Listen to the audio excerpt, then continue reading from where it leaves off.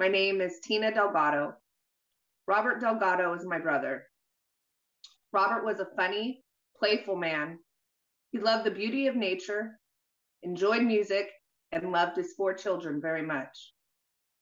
But my brother was living with mental illness.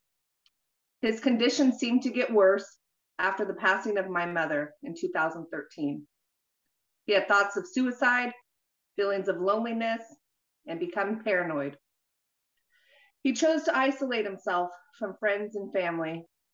As our family noticed these signs, we urged Robert to get help, but he only became more and more paranoid, not trusting us, medical providers, and especially not the police.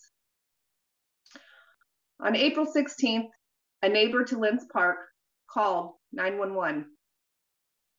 A man in the park is acting strange, talking to himself, doing quick draws like a cowboy.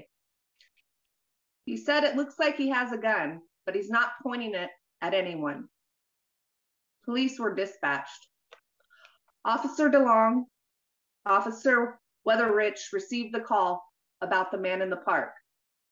A few moments later, DeLong is setting up tactical positions for other officers to join him, as he once did as a sniper in the U.S. Army. On arrival at 9:36 a.m., Officer DeLong and Officer Weatherrich get out of their cruisers armed with weapons, rifle-style weapons, one AR-15. They started yelling and barking orders at Robert. Then they took cover behind trees, pointing these weapons directly at him.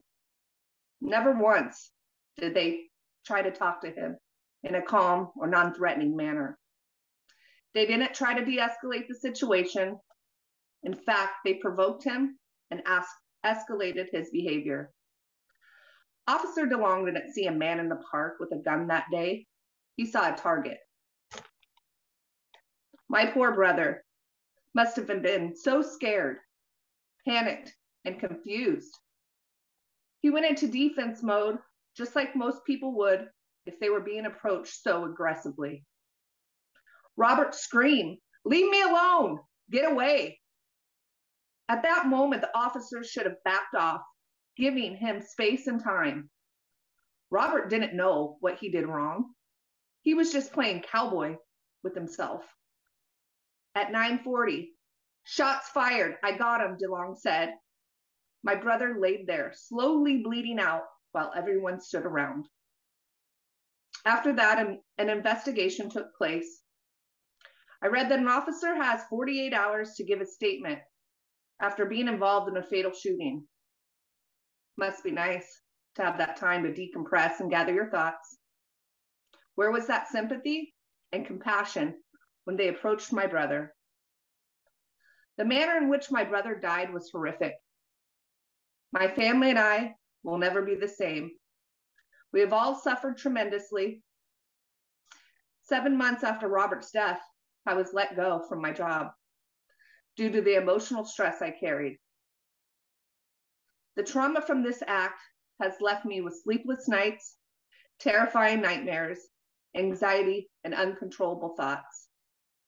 I could barely perform the duties of my job without thinking about that day and how that could have been prevented.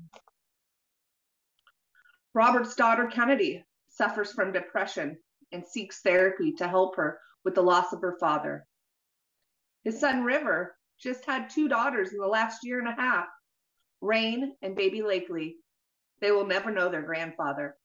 Instead, they will know that their grandfather was killed by the police. Skylar, his oldest son, just got engaged. He will not have his father at his wedding.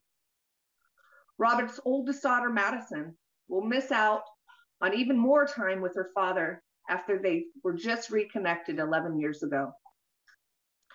His children will never get to hug him or hear his goofy laugh or see his playful impersonation of Dr. Evil from the movie.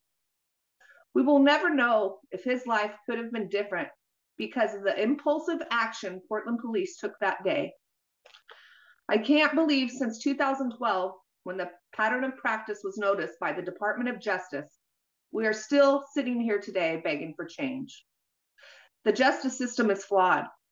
How can every police officer involved in a fatal shooting be justified?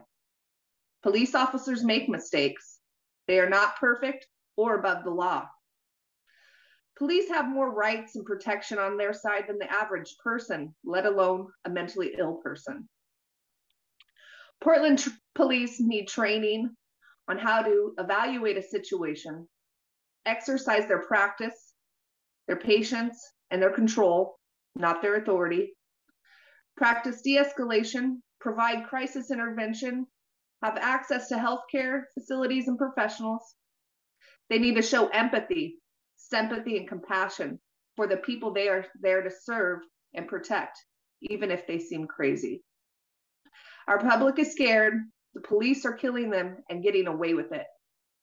Justified because an officer says, "I feared for my life." Well, my brother also feared for his life that day, and so did many others that were killed by police.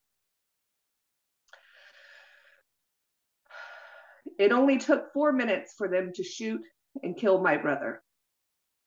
Please don't let this keep happening. This affects our generation and generations to come. Thank you.